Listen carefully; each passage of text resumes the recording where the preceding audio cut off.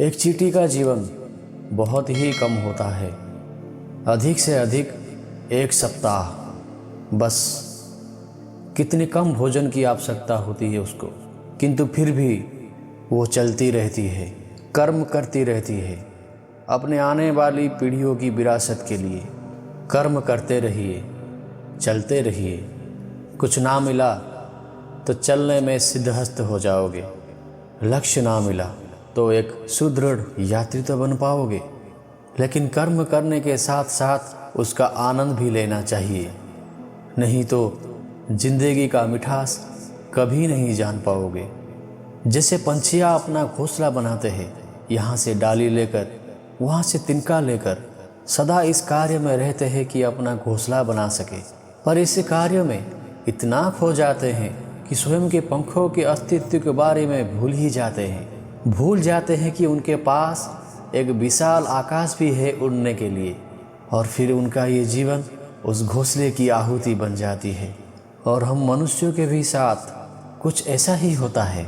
जीवन जीने के लिए, धन कमाने के लिए इतना व्यस्त हो जाते हैं कि भूल ही जाते हैं कि हमें जीवन जीना भी है। धन जीवन जीने के लिए होता है, जीवन धन कमाने के लिए नहीं। तो आप केवल घोंसला बनाते मत रहिएगा, अपना पंख फड़फड़ाइए और उड़ान भरिए इस खुले आकाश में। इस प्रकृति ने सभी जीवों की रचना की है, भूख की मांग के लिए सबके लिए पेट दी और व्यवस्था भी की कि हर कोई परिश्रम से अपना पेट भर सके। पर संसार के इन सारे जीवों में केवल मनुष्य ही है जिसने धन की मुद्रा का आविष्कार किया, धन कमाना सीखा। पर आश्चर्य की बात भी ये है कि मनुष्य ही है जो कभी अपना पेट नहीं भर पाता। क्यों? इसका कारण है लोभ। इस संसार में कोई भी जीव हो, शाकाहारी या मांसाहारी, केवल इतना ही शिकार करता है कि वो जी सके, कुछ इकट्ठा नहीं करते। पर मनुष्य इकट्ठा करता रह जाता है, किंतु ना अपनी मन की भूख मिटा पाता है, ना अपनी शरीर की।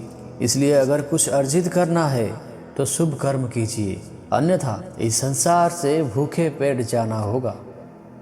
जीव जन्म लेता है और उसके साथ में ही जागती है उसकी स्मृति। स्मृति बड़ी बलशाली और बड़ी विचित्र अनुभूति होती है, सदा आपके साथ रहती है। आपके साथ जो जो घटता है वो कहीं ना कहीं किसी स्थान पे संचित रहता है। किंतु कभी कभी हम भूल जाते हैं कि स्मृति हमारी है, तो इसमें हमें क्या सहेजना है और क्या मिटा देना है, ये हम पर निर्भर करता है। इस जीवन में क्या सहेजना चाहिए? सुख, आनंद के क्षण, वो क्षण जहाँ हमने किसी का उपकार किया हो, वो क्षण जहाँ किसी ने अपनी मित्रता निभाई हो, वो क्षण जहाँ हमने किसी को सुख दिया हो। पर हम क्या स्मरण रखते हैं? अपने दुख, पीड़ा। वो क्षण जहाँ किसी ने हमारे साथ बुरा किया हो, वो क्षण जहाँ किसी ने हमारे साथ शत्रुता निभाई हो। और फिर यही स्मृतियाँ हमें प्रेरित करती है प्रतिकार के लिए। इसलिए हमें क्या भूलना है और हमें क्या स्मरण रखना है, ये हम पर निर्भर करता है। इस जीवन में सब कुछ भूल जाइए, पर ये अवश्य स्मरण रखिए, भूलने वाली बात याद है, इसलिए ही विवाद है। अक्सर अपने आपके माता पिता, आपके हितैषी, आपके शुभ चिंतकों से ये सुना होगा, इसे कुदृष्टि लग गई है, इसकी कुदृष्टि उतारो, ये मत करो वरना इसकी कुदृष्टि लग जाएगी, ये मत करो, वो मत करो, ऐसा श्रृंगार ना करो, वो मत पहनो वरना कुदृष्टि लग जाएगी। पर कुछ तो इस कुदृष्टि का उपचार भी कर लेते हैं, मिर्ची का धुआं जलाते हैं, तेल की बाती से कुदृष्टि उतारते हैं, काला टीका लगाते हैं, क्या क्या करते हैं। उचित है, किंतु मैं कुदृष्टि को नहीं मानता। मैं मानता हूँ कि अगर आपका मन अच्छा हो कि कोई भी कुदृष्टि आपको किसी प्रकार का हानि नहीं पहुँचा सकती। आंधियाँ भी उन घरों में धूल भर पाते हैं जिनकी घरों में खिड़कियाँ दुर्बल होती है। बवंडर भी उन दीवारों को गिरा पाते हैं जो नींव से कमज़ोर होते हैं। और आपकी व्यक्तित्व की नींव है आपकी सोच, आपका दृष्टिकोण। एक ही स्थिति, एक ही स्थान, एक ही घटना को आप सकारात्मक रूप में भी ले सकते हैं, नकारात्मक रूप में भी ले सकते हैं। निर्णय आपका है। इस संसार को जैसा सोचोगे वैसा ही पाओगे। इसलिए स्मरण रखिएगा, अपनी दृष्टि नहीं, अपना दृष्टिकोण संभालिए। क्योंकि जैसा कहा गया है, इस संसार में बुरी दृष्टि का उपचार तो है, बुरी दृष्टिकोण का नहीं है। उड़ना कौन नहीं चाहता? सफलता की आकाश पर सवारी करना कौन नहीं चाहता? सब चाहते हैं इस संसार में उनका नाम, उनका पहचान सबसे ऊपर हो, कि उनका नाम इतिहास में स्मरण रखा जा सके। किंतु सबका नाम इतिहास में नहीं लिखा जाता। कुछ लोग नाम पाकर भी बेनाम रह जाते हैं। क्यों?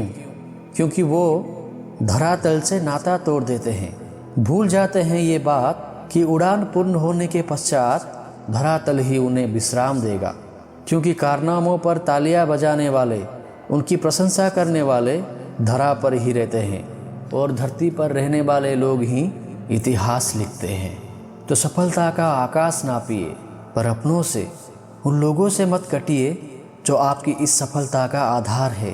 तभी इतिहास में नाम होगा और तभी आप भविष्य में प्रसन्न रहेंगे।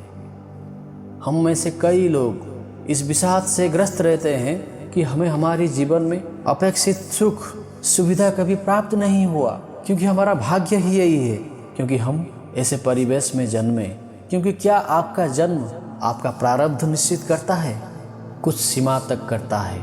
जैसे वर्षा की बूंद जब बादलों से जन्म लेती है तो उसका प्रारब्ध होता है धरा पर गिरना, किंतु वो धरा पर कहाँ गिरती है ये निश्चित करता है कि उसका भविष्य क्या होगा।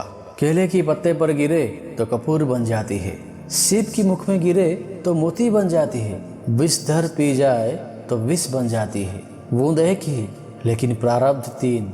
तो प्रारब्ध हमारा जन्म नहीं, हमारा चयन निर्धारित करता है। इसलिए आपका चयन सोच विचार करके कीजिए। मनुष्य का स्वभाव है सोचना, सोच विचार कर निर्णय लेना, और निर्णय लेके इस दुनिया को बदलने की सोच लेकर आगे बढ़ना, है ना। परंतु क्या हर कोई अपने निर्णय का परिणाम पाने में सफल होता है? क्यों कुछ ही लोग इस संसार को बदल पाते हैं, अन्य क्यों नहीं? इसका कारण है भय। और यही अंतर होता है सफल और असफल लोगों में। सफल वो होते हैं जो अपनी सोच से, अपने निर्णय से इस संसार को बदल देते हैं, पर असफल वो होते हैं जो इस संसार की भय से अपनी सोच को, अपनी निर्णय को बदल देते हैं। इसलिए यदि इस संसार में कुछ बदलना चाहते हो तो अपने लक्ष्य तक पहुंचने का अपना मार्ग बदलो, अपनी सोच और अपने विश्वास को मजबूत करो।